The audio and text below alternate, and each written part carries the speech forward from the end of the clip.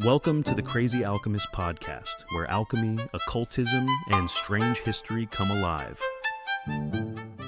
In the summer of 1947, a Soviet archaeologist named Sergei Rudenko began cutting through the floor of a frozen tomb in the Altai mountains. The tomb was on the border of what is now Russia, China, Kazakhstan, and Mongolia. It had been robbed in antiquity. Water had seeped in through the looter's shaft, frozen, and turned the chamber into permafrost. The cold preserved everything the robbers had left behind. There were felt rugs, there was a wooden chariot, there were a man and a woman tattooed in animal-style ink, the dyes still visible on their skin. And in one corner of the chamber, set on the floor, a small bronze cauldron with feet. Above it stood 6 wooden poles that once held a tent of mats over the cauldron. Burnt stones lay around the base. Charred seeds were scattered on the floor. A leather pouch nearby held more seeds, bundled with coriander. The seeds were cannabis sativa. 2,400 years earlier, the Greek historian Herodotus had described that exact apparatus. This is the story of how a Greek text from the 5th century before Christ and a Russian dig from the late 1940s confirmed each other across an enormous gap of time, and how, 20 years ago, in just last decade, 2 more pieces of evidence completed the picture. Let me start with what Herodotus wrote. Herodotus was working in the 440s to the 420s before Christ.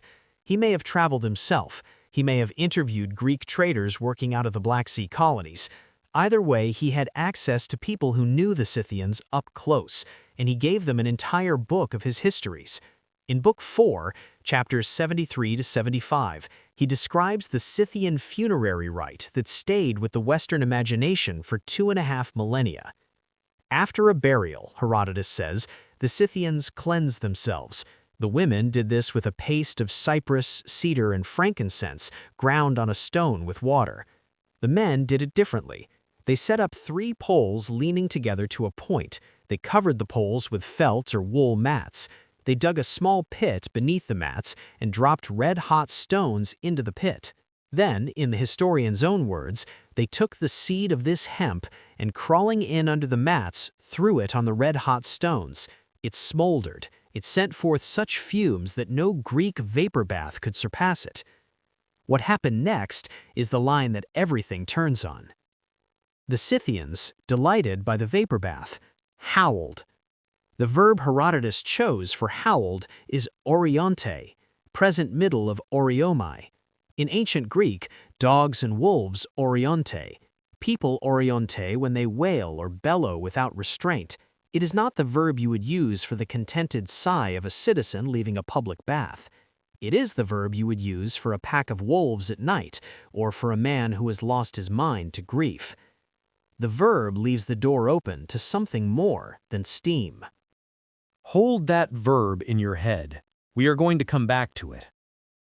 A short orientation, because the name Scythian covers more ground than is sometimes obvious. The Scythians were Eastern Iranian-speaking nomads. They moved out of Central Asia onto the Pontic-Caspian steppe in the 9th and 8th centuries before Christ, displacing the earlier Sumerians and becoming the dominant pastoralist confederation between the Black Sea and the Altai. Their cultural reach was vast. Greek colonists on the Black Sea coast traded with them and wrote about them. Persian armies fought them and lost. Chinese chroniclers in the East called their relatives the Saka. What unifies the archaeological record is the kurgan, the great burial mound with a wooden chamber inside, a chieftain or queen at the center, sacrificed horses around the edges, and gold worked in the famous animal style. Stags with stylized antlers, snow leopards mid-leap, fighting griffins.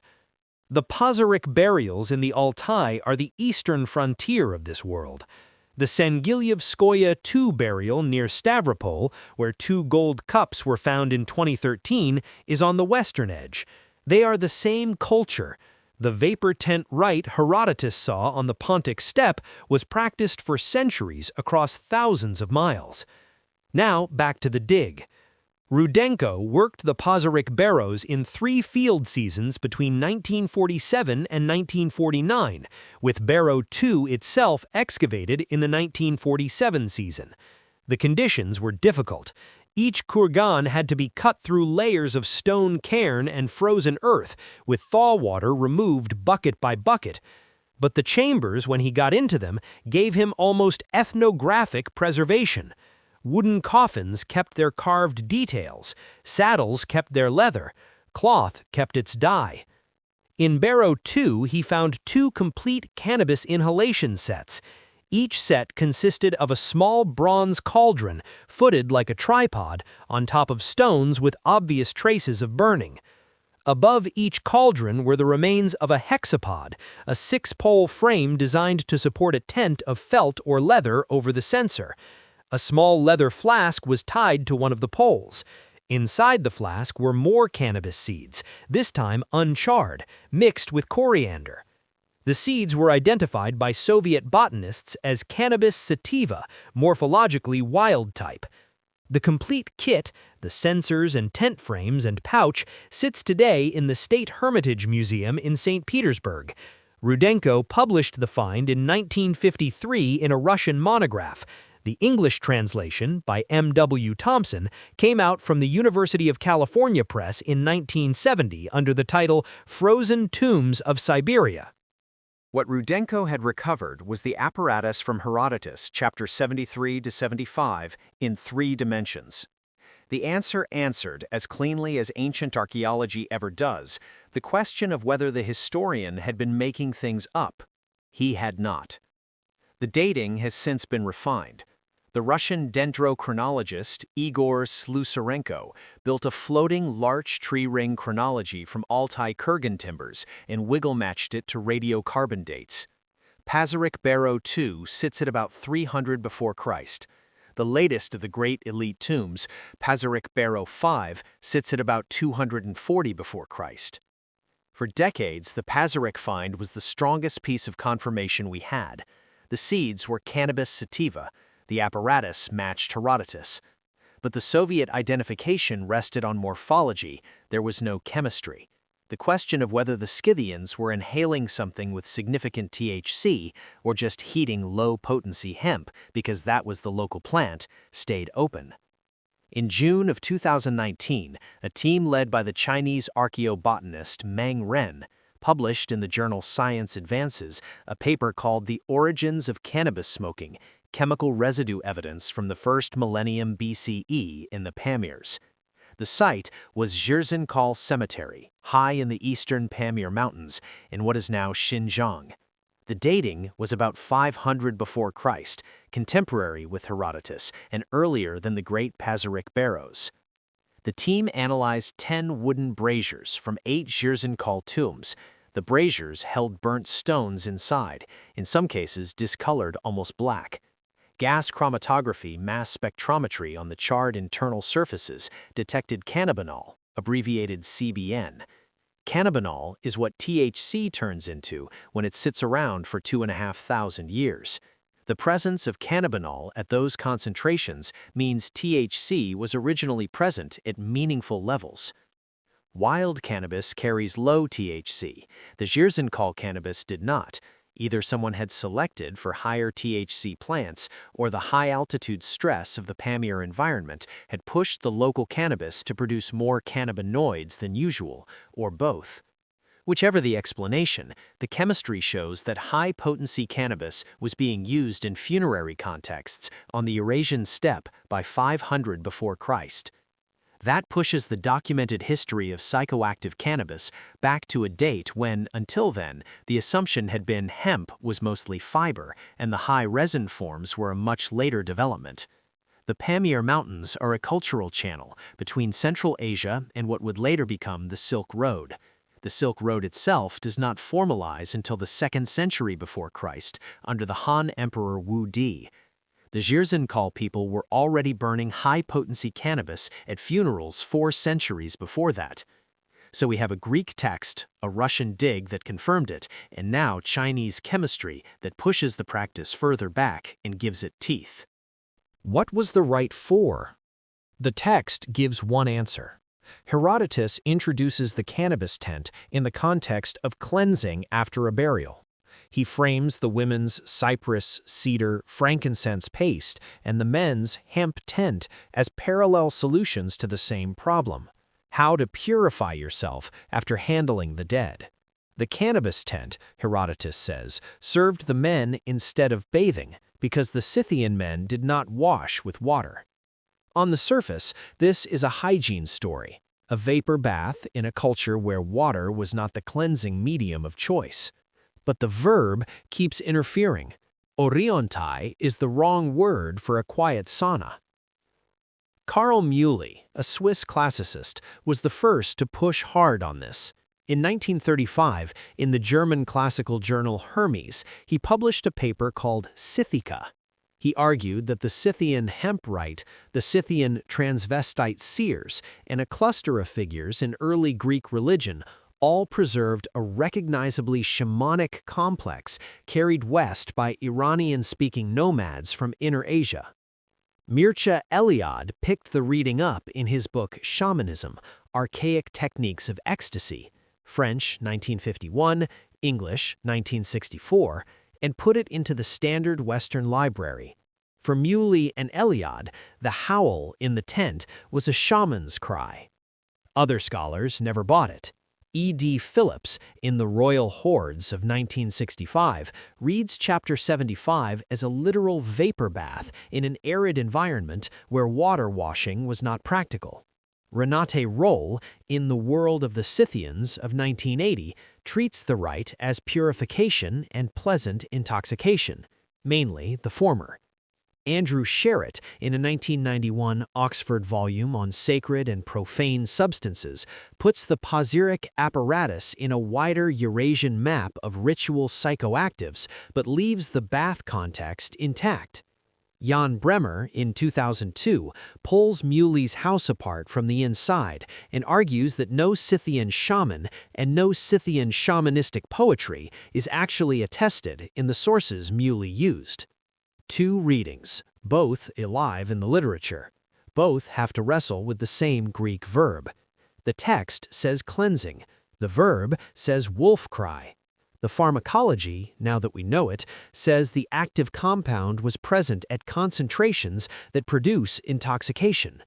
The honest position is to hold all three: a vapor bath that also cleansed the soul, a purification that also produced visions, a funeral rite where the men inside the tent were both washing themselves of corpse contact and, when the seeds hit the stones, going somewhere the dead might still be reachable.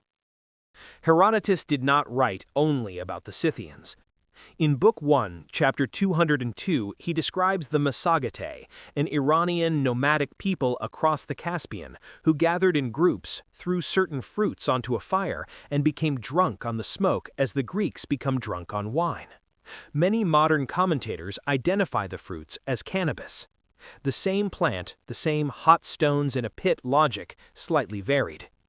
Strabo, writing 2 centuries later, mentions the Thracian Kopnobatae, the smoke walkers, ascetics or holy men, who induced trance with hemp smoke. The Thracians sat at the western edge of the same Indo-European-speaking complex that produced the Scythians, and the smoke-walking practice runs in parallel to the steppe rite. Further east, in the Turpan Basin of Xinjiang, the Yanghai Cemetery yielded a roughly 700 before Christ shaman's grave with a 789-gram cache of cannabis flowering tops set down beside the body. At the nearby Gi Cemetery, dated to around 500 before Christ, whole cannabis plants had been laid over a corpse like a funerary shroud. The plant itself goes into the grave. A chain of cannabis-using funerary and ecstatic practices stretched across the Eurasian steppe in the Iron Age, from the Black Sea to the Yellow River. The Scythian vapor tent is the first one named in a written source. The others came to light through archaeology after Herodotus's text had survived 2,300 years on its own.